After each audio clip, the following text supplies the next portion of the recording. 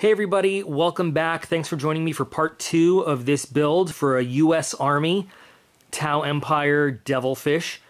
If you haven't seen part 1 and you're not sure what we're doing here, I'll put a little link right there. You can click this and watch part 1, the first video in a new window. Go through the initial build and kind of explaining what we're doing. But in this video, we'll just kind of wrap up the detailing and the weathering and then do a little walk around of what this finished vehicle ended up looking like with our little a Warhammer vehicle to look like a modern US military vehicle. Anyway, I appreciate you guys coming back and let's get to the video. Got a lot of detail painting done. I'm almost done with decals. I basically just went through all of my spares and found stuff that I liked. Decided to make it a 1st Cavalry Division vehicle, going back to my old Army days. Found some nose art from an old P-51. A lot of these are old World War II Warbird decals. Just stuff that I thought would go, and yeah, they're still kind of shiny because I need to put another gloss coat on there. But just things that overall, I got some no steps in various places from Strike Eagles and some various stenciling here and there. Just stuff that I thought would go. Random little things. I didn't want to do too much because for the most part, Army vehicles don't have a whole lot of stenciling on there. What they do have that I couldn't find in the right scale is vehicle ID markings from the unit that goes on one side and then the actual vehicle kind of company and platoon marking on the other side. So I had to print those decals myself. So it'll be 2nd Battalion, 7th Cavalry Regiment, Bravo Company, 2nd Platoon, Vehicle Number 1. I mean, that's basically back from how they used to mark them when I was before I was in the Air Force. So I don't know if they still do it that way, but that's the way I'm going to do this. So I printed a few of them just in case anything goes wrong. And so they'll be on the front and the back of the vehicle there. Also put the old black star, you know, on the back and on the top of the turret there. I did a few different markings on the engines. Just some random stenciling, you know. So I did all the detail painting that I want to do after the decaling. Before the weathering. Things like lights and anything that's going to be glossy at the end are going to be after I do all of the weathering on it. I'm going to use for my metal that's going to show through all the paint job some Vallejo natural steel. I think that's going to be a good color. I sealed everything with a nice good coat of Future to give everything kind of an even sheen and just give it a good seal before we do this. This is a color we haven't used on anything else before, so I think it's going to do really well to represent our bare metal showing through everything else.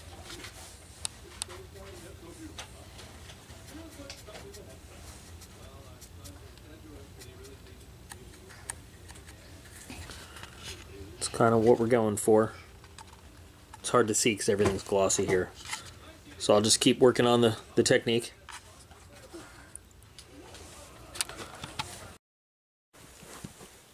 I think I'm just about done with the bare metal and the dry brushing and stuff.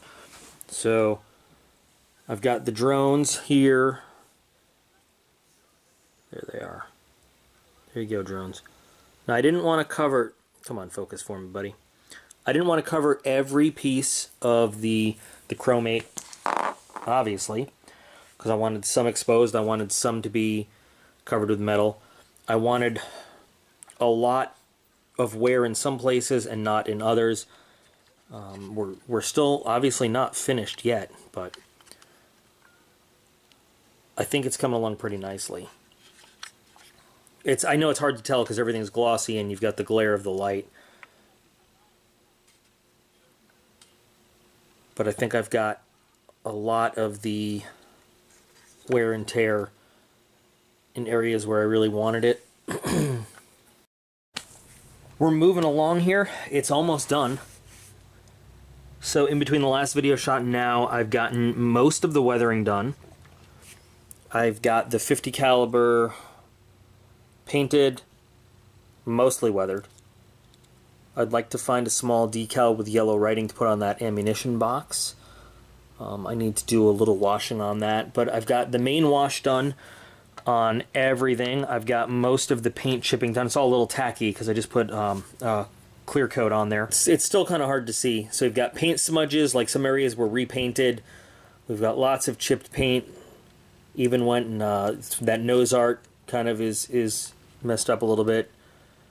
We've got grime everywhere, but not to an excessive level because, you know, as this vehicle is being used, it's not going to fall to pieces. That's one of the things I really like, the heavy weathering that a lot of Warhammer players do. But I just personally, I know that Army vehicles, while they get weathering, so we've got some like fuel staining there, because I imagine these are fuel caps. I don't know, that's what they look like to me. But that while these vehicles do get very heavily weathered, they're not falling to pieces. They take care of the things that need to take care of. That's why there's no rust, because even in the field, it's not going to get rusty. Chipped paint and stuff, sure, and there'll be some areas that are repainted, but then more paint will chip and everything. I repainted the entire gun because I way overdid the dry brushing, so I'll have to dry brush that again. I'm going to have to glue that in place, I guess. But I wanted some of the effects to be subtle, but some to be kind of out there in your face. So I'm really happy. If you take a look at some of the drone guns, they range from, if we can get the camera to focus, subtle dry brushing effects to some of them that just have very, very heavy effects. The drones are coming along nicely. Even the engines, let's see. You know, they've got good chipped paint, but they've also got some grime and everything from those exhausts. I really like the way the engines are coming out. So I'm very excited to get this all done. So my next step is going to be just put a little wash on the drone guns, get them mounted, do a little wash on the 50 cal, see if I can find that one little decal I'm looking for in my spares. I think I have something in mind. Then a little wash on a couple more pieces. I've been using this. It's really, really good. It's an acrylic, so you do have a little trouble if you're putting it over another acrylic kind of gloss, which I made the mistake of putting Future and then using this. It's easy. It doesn't mix well, so it goes better over a lacquer or an enamel. But this is great stuff, and it comes in a whole bunch of different colors if you haven't tried it. I really like it. But I've also used some other techniques too. So after I get that all done, all I've got to do is give it like that uniform flat coat, and then I can paint the parts that are supposed to be a little bit glossy, a little bit shiny, like lights and lenses and stuff. I decided to come outside for the final reveal because I wanted really good lighting. I wanted everything to just show up, all the work that I did. And it's a beautiful day out. So it's finished, and a part of me wants to say, for somebody that's never built one of these models, it came out pretty good. But on the other hand, you know what? A model's a model, and the techniques are all the same techniques. I wasn't going for the look that a Warhammer model has. On the other hand, I wanted to weather it and honor kind of the tradition that I've seen Warhammer modelers do. So I hope I did all right by those guys. And I hope, you know, for this challenge that it looks okay. So I guess we'll start with the main beast itself. Sorry, I just realized I wasn't even looking at my camera screen there. So I decided to do the lenses in that kind of pearlescent purple color because if you look at military vehicles downrange, U.S. vehicles, a lot of times the periscope lenses have that kind of purplish iridescent color because of the coatings they have to protect eyes from laser rangefinders and stuff. So I went with that because I thought that would look good on this. So all the windows and all of the lenses and everything, periscopes, have that purple color. I didn't secure this in. I may glue it in, I may not. But I'm going to take this off. We'll look at it as a separate feature, I guess. If you take a look at all the weathering, I'm trying to stay out of shadows now. I think that the nose art came out really good with just a few scrapes and scratches in it. You can see where the paint was weathered and that was scratched off. I'm not entirely sure why there's that big white mark over there, but I don't know what that's from, to tell you the truth. But all right, so that's part of the model now. But I think that the very abused weathering, this is way more than a U.S. vehicle crew would allow to happen out in the field. But I wanted it to really, again, in the tradition of Warhammer models that look very beat up and very abused, I wanted it to to look like that. So we have a significant amount of grime around areas where that would collect. Got some nice markings on the engines letting you know keep clear of those exhausts, again with scratched up, scraped up paint, and some griminess all around there.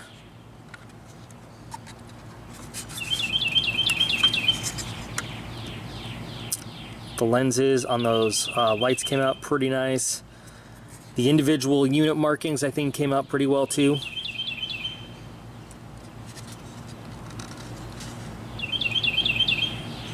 Again, the griminess, the chip paint around all the areas where people would be walking around. I'm really happy with the way the grime and the fuel spills came out. I've seen a lot of people do the Devilfish and they say that they put exhaust marks there. Just my take on this, if these are exhausts that kind of help lift the thing off the ground, then I'm thinking these are air intakes for that. So I didn't do exhaust coming back from there. Just realized I forgot to do that. So it's not quite finished. I have to paint that lens there. But I'll paint that lens there.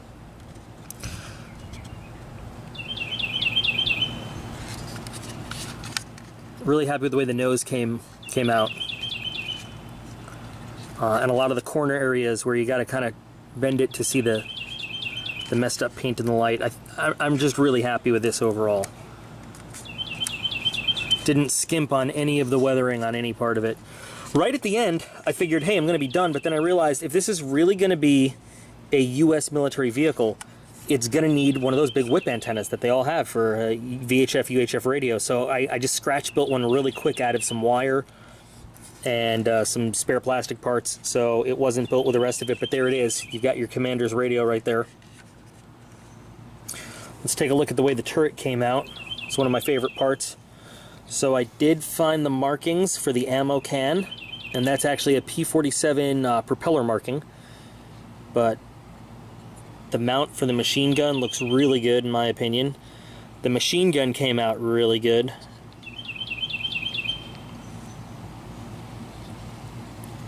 I really like the way the lens is. Have that iridescent look in the light. I hope the camera's picking it up.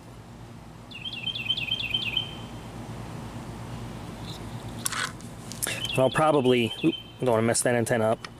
I'll probably fix that in place right there. The drones, their guns, just, I don't know if you can tell, that's kind of an olive drab and a gunmetal up front, and then they're both kind of weathered up. Even did some weathering on the bottom of each drone. Each drone has its own little serial number on it. You'll see on the next one. It's a different serial number. Serial number is a little messed up on this guy because he got it scraped off with the paint.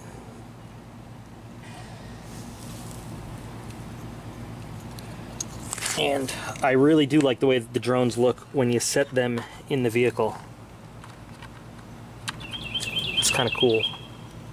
Again, not being a player, I'm not sure what these guys do for you or how they do it, but they look good. There we go. So this was a really fun build to do. I really enjoyed working on it.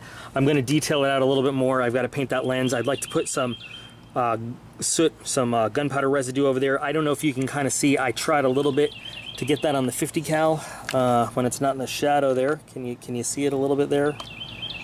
Does it come out just a little bit on the gun barrel area? A little bit of exhaust staining on the engines. I really tried to just go with little details, just little markings here and there, things that would be in random places, hoist points and things like that that would be on a real vehicle, grime and muck around the hinges, scrape paint where things would hit when this ramp drops, around the hinges, stuff like that, where people would be walking around, where it would come in most contact with different things in the world. So I really enjoyed doing this. This is a great project. I'm really happy that I undertook this challenge. I hope you guys enjoyed the video, and I am open to all pointers, comments, criticisms. If I was going to do this project again, how could I do it better, differently? What you guys have done in my place, please do throw comments in and let me know how you guys could have done this project better. I'm going to wrap this up now.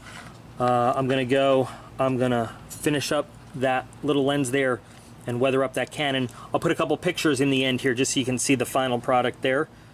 But thank you guys very much for watching this. I'll be back again real soon with another project, and hopefully you'll enjoy it.